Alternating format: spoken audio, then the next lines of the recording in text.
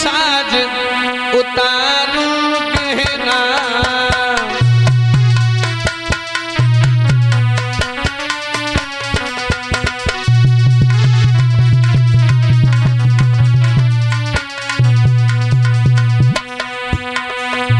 हाय 100 बार मोई मंजूर साथ को कहना, 100 बार मोई है मंजूर।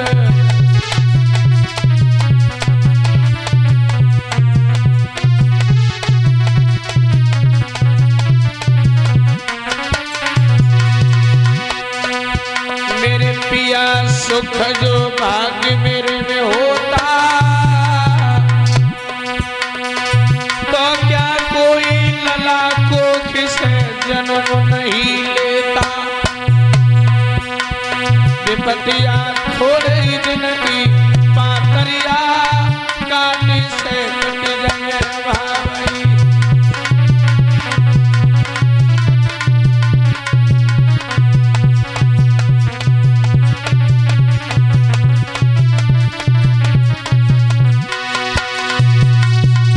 काटे से कट गए मुसीबत बात से बच गए हैं।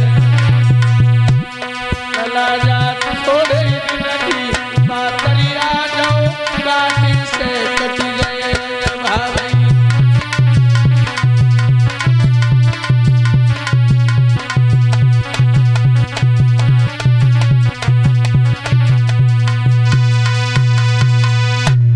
नील को लहंगा दयो गजी की साड़ी, एक फटो बांस दे दयो अटा पे ठाड़ी।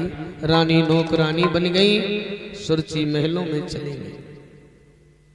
याद रहे धीरे धीरे 6 मास व्यतीत हो गए। महाराज ने कोई खबर नहीं ली रानी की। रानी बोली इस जिंदगी से अच्छा तो अब मर जाए, क्योंकि अब तो पति भी भूल गए।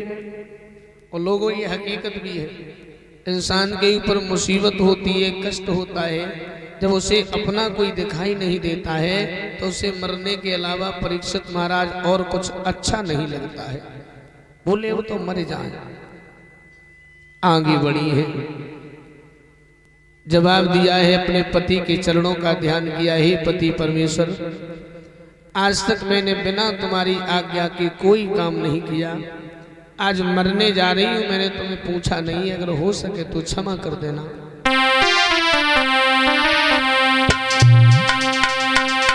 मोए याद पिया तेरी आई रही है, तब जा रही हूं।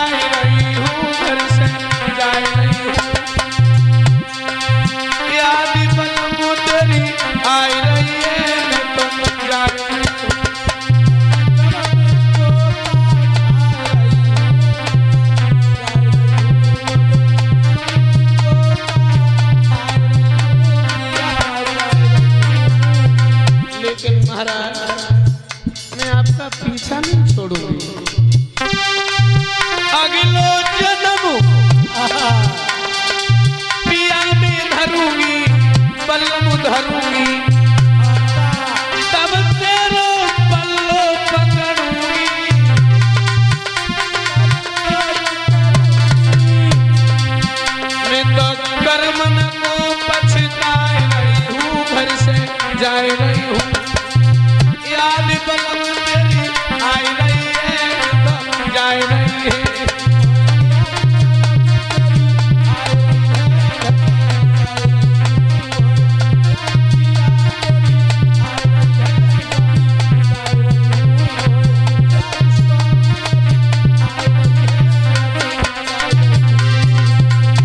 रानी कहने लगी परमात्मा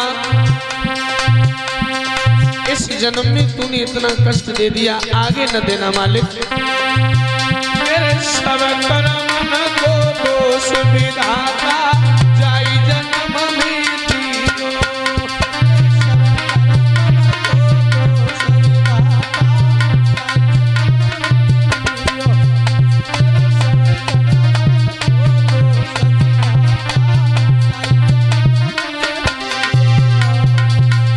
मेरे सब कर्म को दोष विधाता जाई जन्म में दियो।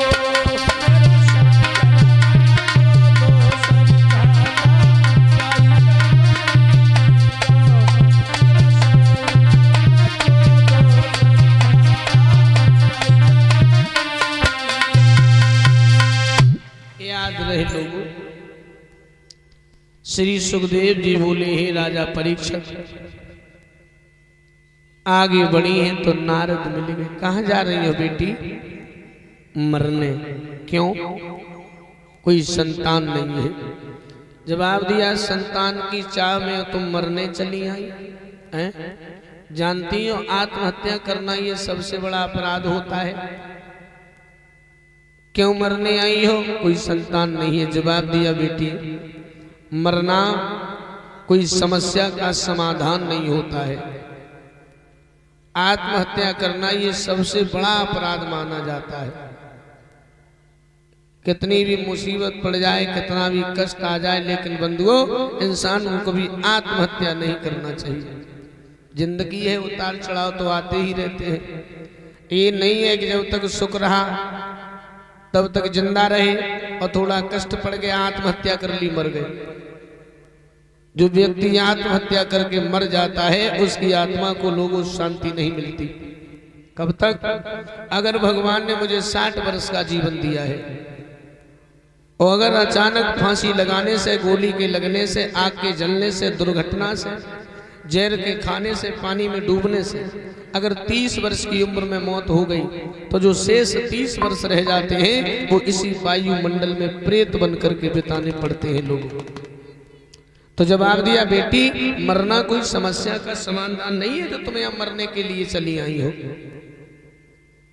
फिर करूं भी क्या महाराज? जवाब दिया बेटी अपनी हस्तरेखा में दिखाओ। तो देवर्षि नारद ने जो है रानी सुनीति की कलाई को पकड़ा है और जवाब दिया बेटी तुम तो पागल हो, तुम्हारी जिंदगी में तो खुशियां आने वाली हैं। तेरी गोदी में बहुत सुंदर खिलौना खेलेगा। रानी बोली बाबा जी मैं तो ये समझती थी कि गृहस्थ लोग ही झूठ बोलते हैं, महात्मा लोग झूठ बोलते हैं। ये तो मैंने आज सुना है। क्या मतलब? 6 महीना हो गए हमने पति को देखा नहीं है, तुम कह रहे हो कि गोदी में खिलौना खेलेगा। जवाब दो ललित 6 महीना तो ही है, कोई जिंदगी थोड़ी न करी है तुम्हारी। 1 महीना और इंतजार करो, अगर पति से भेंट हो जाए तो ठीक है और न हो तो आइयो और आए के मर जाइयो, हम बचाने नहीं आएंगे अब की बार। बेटी विश्वास करो, विश्वास में भगवान होता है और भगवान ने भी कहा है कि मोर वचन चहे पर जाए फीका और संत वचन पत्थर की लीका। संत कभी झूठ नहीं बोलते बेटी, विश्वास करो। महारानी को विश्वास हो गया, लौट करके आई ही भगवान का ध्यान करने लगी। परमात्मा कौन दिन होगा हमारी गोदी में सुंदर सा खिलौना खेलेगा